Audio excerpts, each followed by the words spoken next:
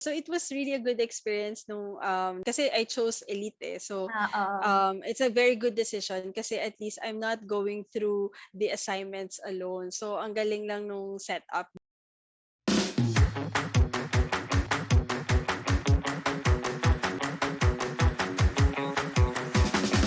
Hello, everyone, and welcome to our ASVA Success Stories. Here with me is the beautiful and hardworking Thelma.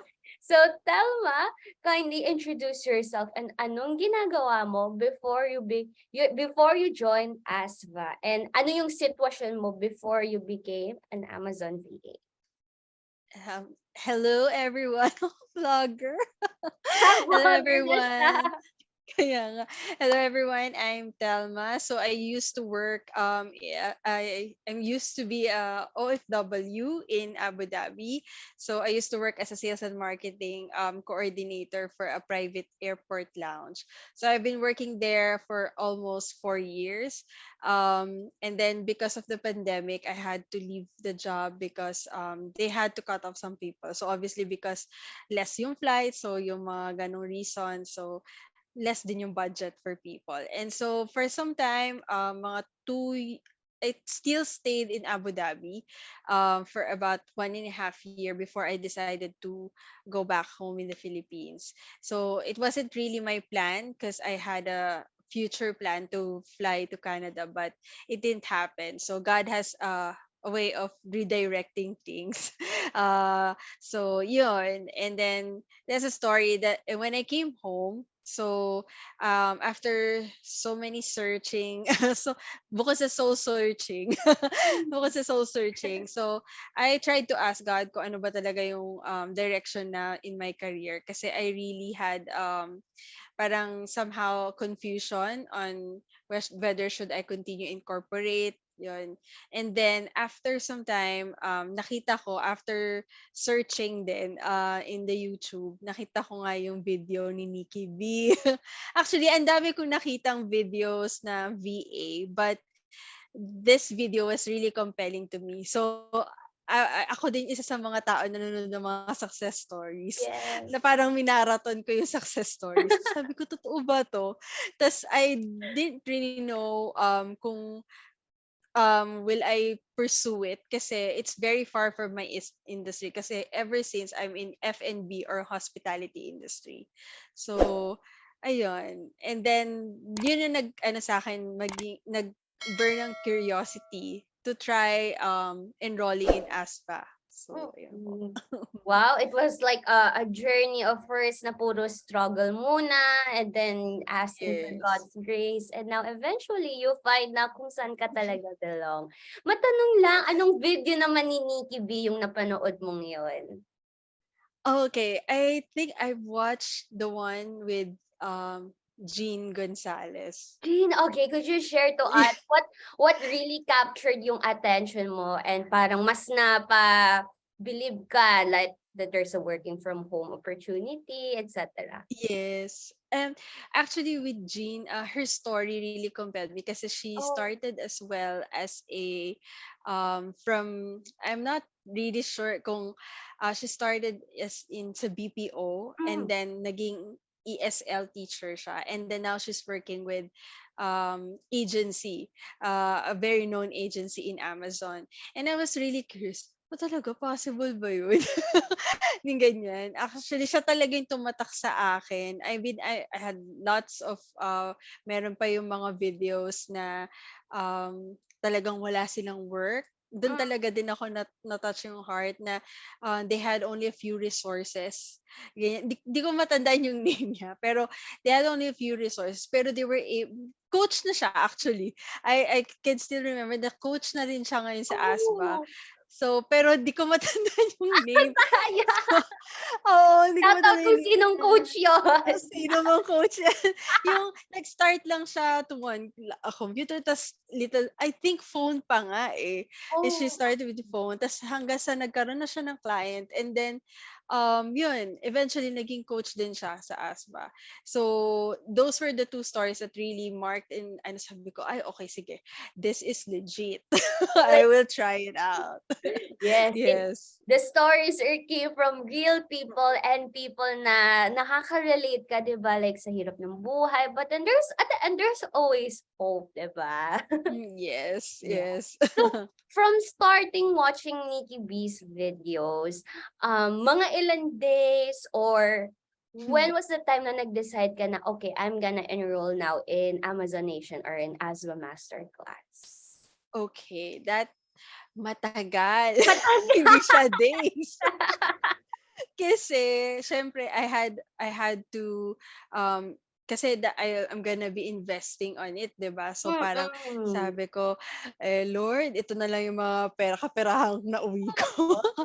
So, 'di ba parang I have to make a very wise decision in using what I still have. So, sabi ko, okay, I I I prayed and fasted for it. And then after parang ano talaga God really spoke into my heart na you should try, and parang you should really go on. And then I remember, I asked my sister, sabi niya, ang tagal-tagal mo na pinapanood yung mga tao diyan, eh, paano mo malalaman kung hindi mo susubukan? Yes. So, syempre, I listened to them, to my family then, I consulted. 'Di ba, ang tanda ko na nagko-konsulta pa ako. Pero kasi I feel like, sabi ko, oh, talaga, parang ang hirap pala yung transition. That was yung transition na totally hiwalayan ko na yung previous industry that I used to work with. So, yun yung pinaka-challenging na ano. Pero, um, I decided to enroll around August, if I'm not, yeah, August. August ako nag-decide mag-enroll. Actually, nakailang, di ba, syempre may announcement dyan sa Facebook or di kaya sa Mm. YouTube. Ay, sabi ko, naku, huwag na tayo pa. Talagang minark ko yung date. Sabi ko, this time, Oh. kailangan mag-mark ako na date to enroll. So, ayun, nag-enroll na ako ng August. Oh, you know what? I like how your parents, your sisters are very supportive of you. Actually, wala Yes. naman sa age yan, 'di ba? Like kahit Oo. 30s ka na, 40s, as long as your family, iba ang support ng family. And I like Yes. her transparency. Maraming makaka-relate yung people na galing sa corporate and transitioning to freelancing. Ayan. Yes. Sige. So, how did you handle that transition? Kasi siyempre mas nasanay ka sa setup ng corporate and being a freelancer, you are on your own boss. How did you handle that transition? Okay. When I first, syempre I prepared the things that I need to be prepared. Mm. So checklist. So during the course, kasi during the session with Coach Charlie, hi Coach. Matatawa siya. So, kasi nung ano, 'di ba may mga checklist 'yan, or I watched previous videos din, oh, ano yung mga kailangan kapag ano, freelancer, anong laptop. So, Mm. check, may laptop na ako, ganyan. And then, may good wifi naman. So, Yes. so I just have to invest on a few stuff like headset, so good quality of headset, and then monitor, tas lahat yung setup talaga. So simple lang naman yung setup ko. So syempre yung room, so na-set up naman siya. So yun lang naman. Pero when it comes to preparation skill set, so Mm.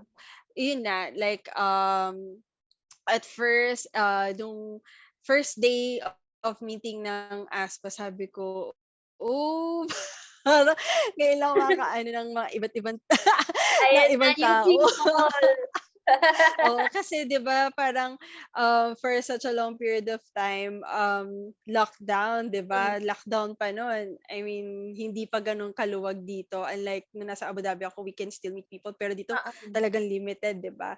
So, um may fear, pero yung fear na parang may excitement ka to meet new Mm. people and to learn from each other's experiences. So it was really a good experience nung kasi I chose elite eh. So Oo. it's a very good decision kasi at least I'm not going through the assignments alone. So ang galing lang nung setup din.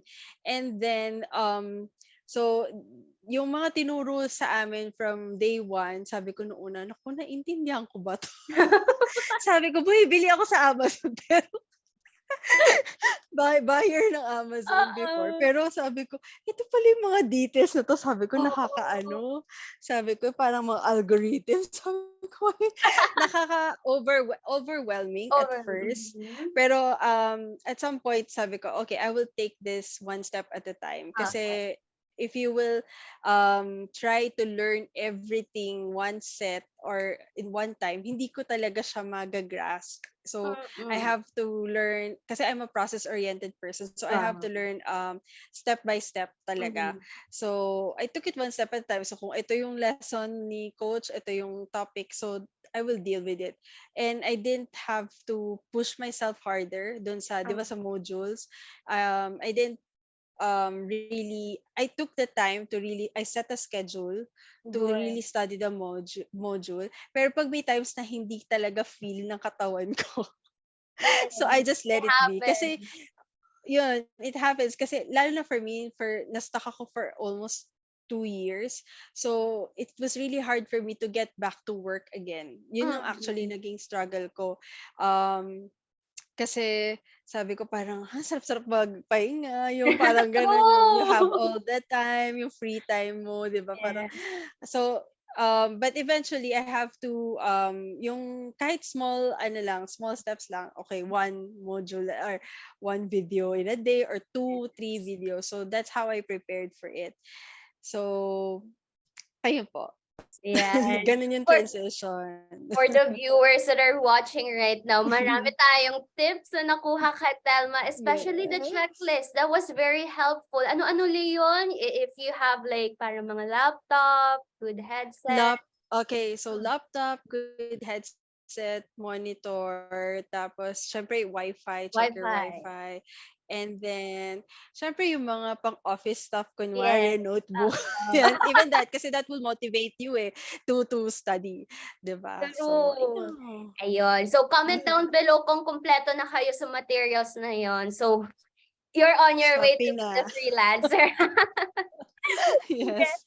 Mabalik tayo sa'yo, Thelma. So, let's say you are Mhm. already a student of ASVA. If you can remember, ano yung pinakang most memorable moment or ayun, na being a ASVA elite student? Oh, most memorable was the first and the last day. First and last, dulo-dulo ah.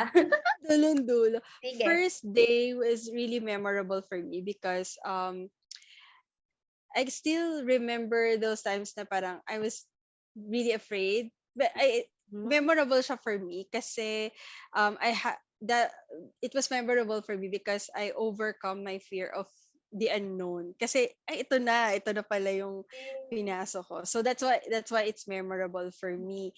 And then the last part is memorable for me because I remember Coach Charlie giving us an encouragement, yung one-on-one, kasi we had to check our profiles, and then she commended yung how I structured my CV, and she commended as well on how good listener I am or being a good student. So that was really encouraging to me. And even the last encouragement din ng mga students din na, "Uy, laban lang." So, you're not going through it alone. And then may isa pa pala. So, ang dami favorite. Ano, sabi Go mo isa lang. share! So, syempre yung pagpe-present ng, is it okay to share? Yung product research. Yes. Kasi, though it was really hard, kasi sabi ko, "Ano ba yun? May mahahanap pa ba akong product?"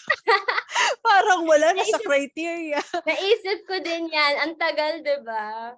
Ang tagal. Tapos sabi ko, nakailang memories ko na ata yung video ni Coach Jordan ba yun? Sabi ko, memories ko na ata 'to, pero wala pa rin akong mahanap. So, that was memorable for me, presenting it to, my classmates. Mhm. So, nakakatuwa kasi, who would have thought na kami come up ng gano'ng presentation. Kasi I'm Yes. used to presenting in meetings, pero Mhm. yung online vibe parang hindi siya ano Parang sa'kin, bagong-bago. very new o parang feeling ko vlogger talaga ako. So, bili na kayo, ganyan. So ayun, yun siya. Kaya siya memorable for me. At Wow. saka alam kong pinaghirapan ko. Yun. Yes. True, Yes. and it's part of 'di ba yung hard work, and I like how yung sa first part, it's just parang getting out of your comfort zone 'di ba? So talagang there's a Yes. good result or life out there out of your comfort zone. And you mentioned 'di ba Yes. na parang nahirapan ka about sa product research. So paano mo na-overcome yun? Like how did your coach or your classmates help you regarding that? Okay, actually, with the assignments kasi parang Mm. collaborative work siya, eh. So through Slack kasi, Yes. so we get encouragement, "Oh, nakahanap na ba kayo?" Or di kaya sa group Pressured pa. chat, 'di ba? Pressure, "Nakahanap na ba?" Or hindi, "Ito, try natin 'to," ganyan. So that was really good encouragement for me to get. Si Mm. Coach Charlie, parang she never failed to encourage us to continue, na parang and to remind us na, "Oh, ito yung mga dapat checklist," mga ganyan. Ah, that's Yes. so So good. No, your accountability bodies are there for, supporting you, and your coach are yes. always there to encourage kung ano pa yung pwedeng mga gawin or things, stuff like that. Sige. So, Yes. it seems that you really had a fun time being an elite student. Umabot ka na ng graduation, nagawa na yung homework, product research. For those people na nanonood right now, product research in demand yan. Pag nag-apply kayo sa mga job sites, ang dami True. naghahanap ng clients na marunong about that. So speaking of clients, kamusta naman ang paghahanap mo ng clients, Thelma? What are some of your challenges that you faced? Okay, challenges that I face kasi, Mm. intimidating kasi when you post on Upwork, sa totoo lang. Kasi you have lots of competitors. So, actually matagal na ako nagta-try with Upwork, not even before mag-Amazon or ASVA, but I always, naubos na ata yung mga connects Connect. ko. Oo. So, sabi ko, maybe I should try to go and check LinkedIn kasi yun naman talaga din advice ni Coach Charlie. So, never give up on checking even anywhere else sa job online, ganyan. But then, di pa rin ako talaga prepared. Sabi ko, I even watched yung kay Coach Saraya, yung Hmm. Art of Seduction, which is Adoption? really helpful for me to improve on how I position myself with the clients when I meet clients.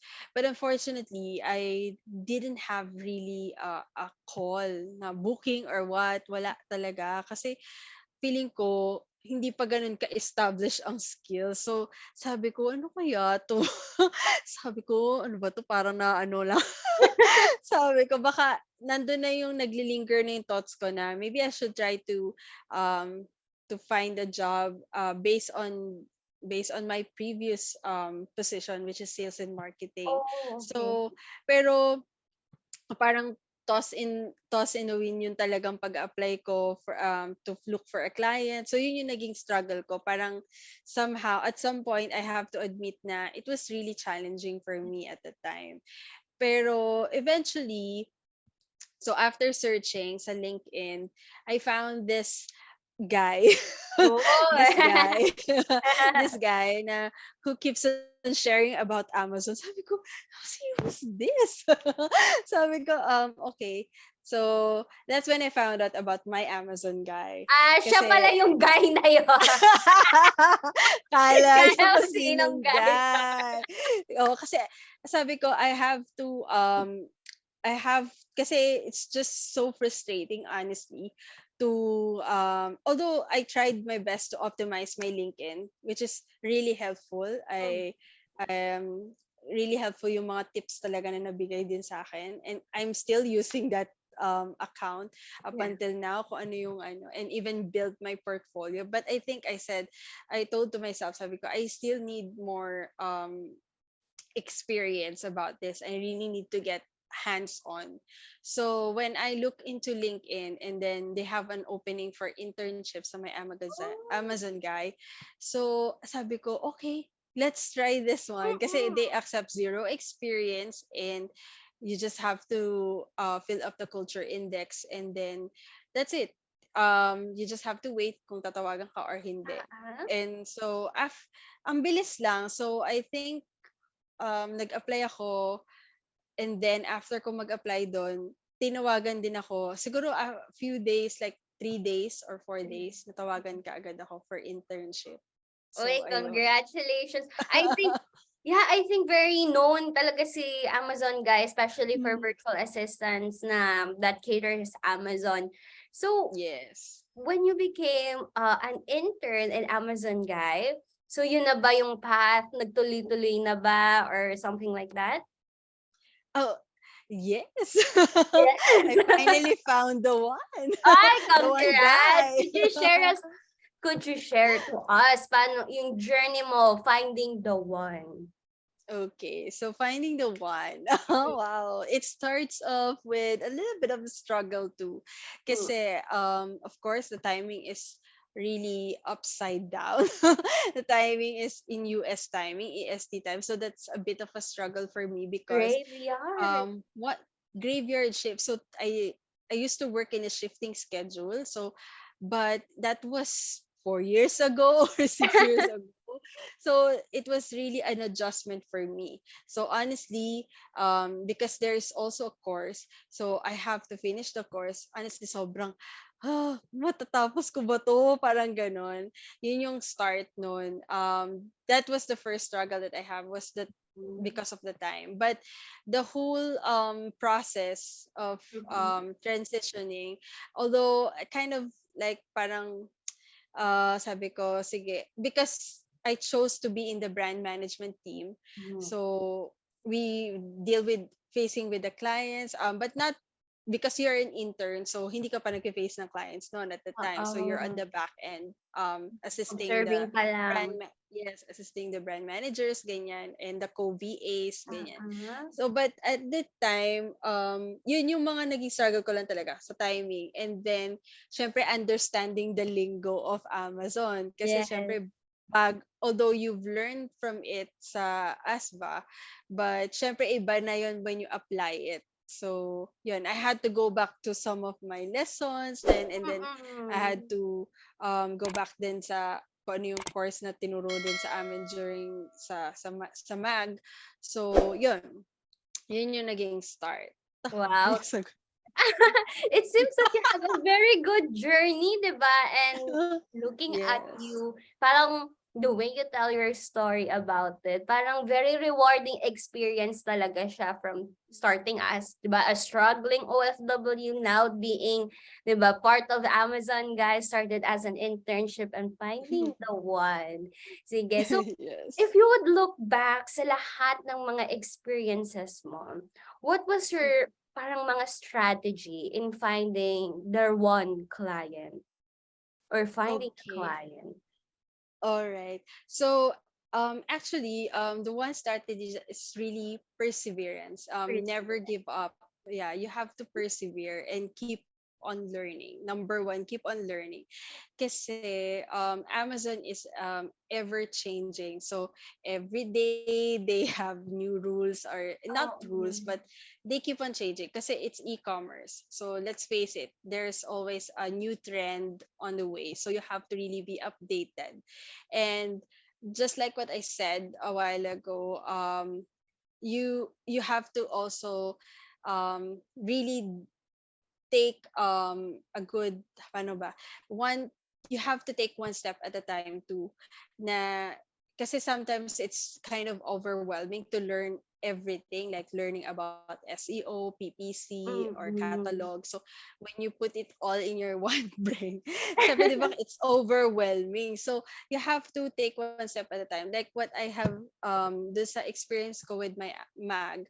Um so there is a set of course then, but then during that time, yung task na ginagrab ko din, hindi siya yung talagang ginagrab ko lahat. So I try to familiarize first, mag-niche ako Okay. doon, and then after that, tsaka ako mag-move forward. So after my internship, okay, after my internship, so there was a hindi naman siya deliberation, but Mm-hmm. after 3 months you will okay, after a few months, sige, wag natin mention. After a few months, I got evaluated and I was officially hired as a Amazon specialist.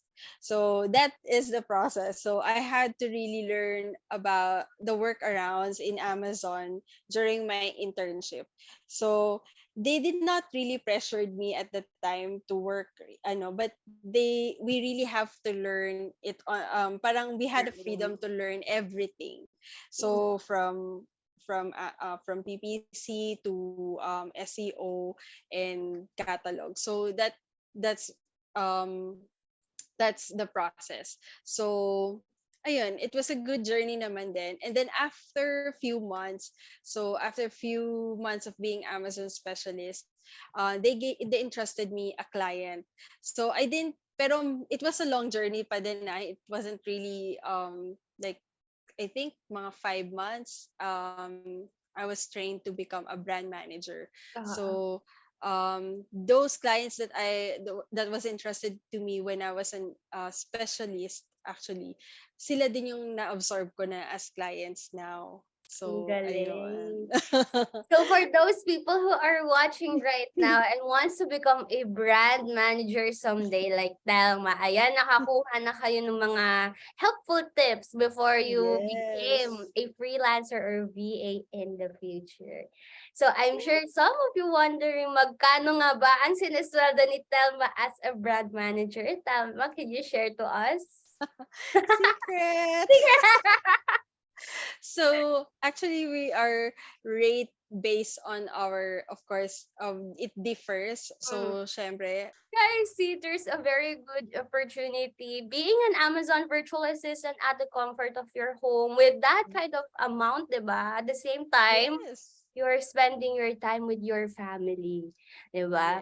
So yes. matanong ko naman sa'yo, Telma, what's the most rewarding experience being able to work and earn from home?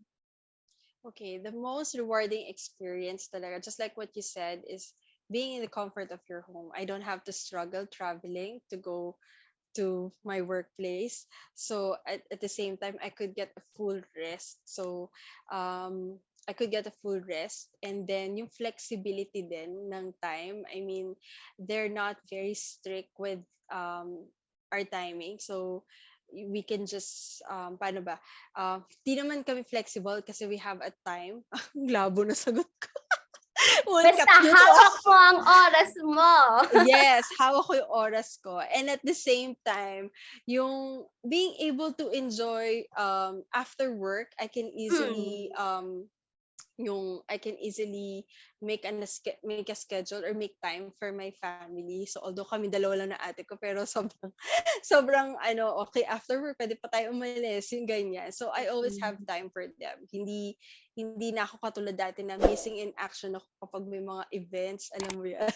Oo Kasi din. yung struggle before sa abroad, 'di ba? Yung parang you missed all the birthdays, reunions. Ngayon, oh, present Nandiyan na ka ako. na. I'm here. Yes. So ayun. And syempre, of course, being a blessing to them. So, yun, nakapag-treat-treat na Yung paminsan. sabi na So, eh. ayan. Ay, Yun yung just mga got you. rewarding. You are so very blessed, Thelma, and I'm sure na inspire yung mga people that are watching right now. So, Thelma, looking back, di ba, you are very blessed. You're able now to be with your family, di ba, kasi you started as an OFW. Tapos, Yes. dami kang na-miss ng mga events. And now, as a Amazon virtual assistant, you're able to be a present daughter or laging nandiyan sa Yes. mga ganap and being able to do the things that you want. So maybe my last Yes. question to you is if there is an ultimate advice that you can give to aspiring Amazon VAs who are watching right now na may mga doubts, nanonood lang lagi ng testimonies pero walang take action, what is your advice to them? So, my personal advice to those who are watching this video right now, if you're still on the stage that you are doubting or you have fears, it really just pray about it first, and then admit those fears, no? And then after that, you will really have to make a decision, a final decision for yourself. Because think of this na this decision will not be just hindi lang to magbe-benefit sa'yo, pero of course, it will also benefit your family or your loved ones, 'di ba? So, make that decision right now kung talagang make that decision right now kasi looking back, based on what I've shared, I will never know what's on the next or kung ano man yung nasa other side ng future if I didn't step into it, if I didn't step out of my comfort zone. So, um, yun nga, you have to be fearless, just like what I said in the past sessions, na be fearless because, it may be a tedious process, but it will get you along the way. So,